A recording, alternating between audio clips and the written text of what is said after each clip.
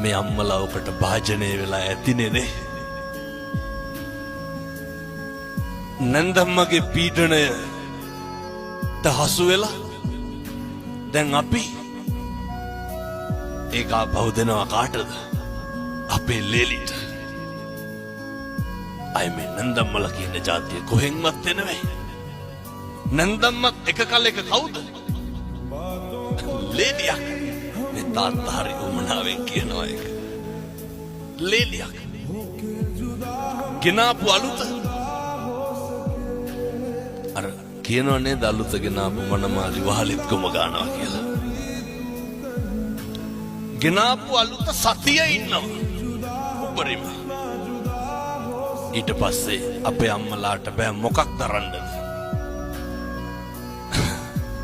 තරන්න බෑ. බුදුම ඉරිසියාවක් තියෙන. එක කිරියම්ම කෙනෙක් මම මේ දොස් පරොස් කියනවා හැම නෙමෙයි. මට ආයේ බනවලට කියනෙකුත් නෑ. හැබැයි මම මේක කියනවා.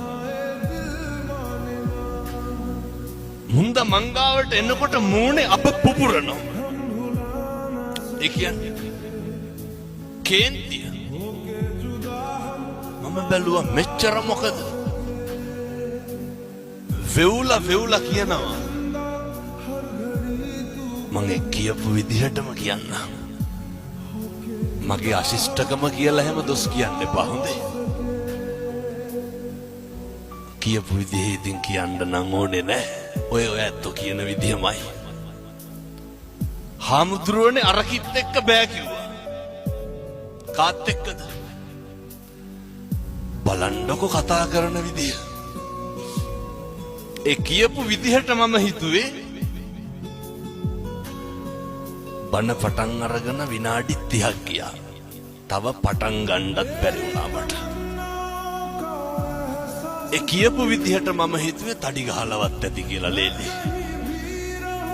මං ඇහුවා ඇයි කිරියම්?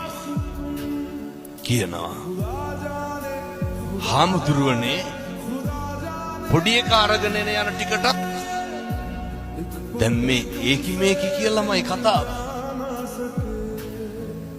පොඩි එක අරගෙන යන ටිකටත් මූණ හොදලා පවුඩර් ගන්න ඕනේ. කාටද? ලේලිට. විස්තර ගොඩක් කිව්වා. ඇඟිලි පාට කරනවලු.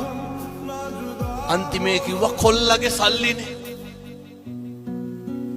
මම ඇහුවා කවුද පවුඩර් ගන්න? ලේලි. අන්තිමේ කිව්වා හාමුදුරුවනේ ඒකිගේ සුදිය වැඩි කියලා. මේ කිරියම්මලා හැම බණින් නැතු ඇතේ. අහගන්නත් තිබ්බ ලේලිලා හිටියන. මං ඇහුවා දැන් කවුද නියපොතු පාට කරන්නේ? ලේලි. අන්තිමේට මං ඇහුවා කාගේද සුදිය වැඩි? ලේලි. මොකටද එහෙනම් ඔය පුපුරන්නේ? ඒව වැඩි ලේලිගනේ. තරන්න බෑ. පුරුදු වෙන්න ඕනේ. ඉවසන්න පුරුදු වෙන්න. සමහර කිරියම්මලා කිරියත්තලා අම්මලා තාත්තලා ඉන්නවා. කොල්ලෙක් ටැටු එකක් ගහපුවා. ගෑනු ළමෙක් ටැටු එකක් ගහපුවා. මේස ලෝකේ නැති කතන්දර කියනෝනේ. මං ඒ දෙයියගේ නම නම් කියන්නේ. එක දෙයියෙක් ඉන්නවා මායන් වෙනකොට හොඳට බොනවා. තොහොත් දීලා වඳිනවා. අර බොනේ කාට වඳිනවා ටැටු ගහපු කොල්ලට පයින්නවා. පුරුදු වෙන්න.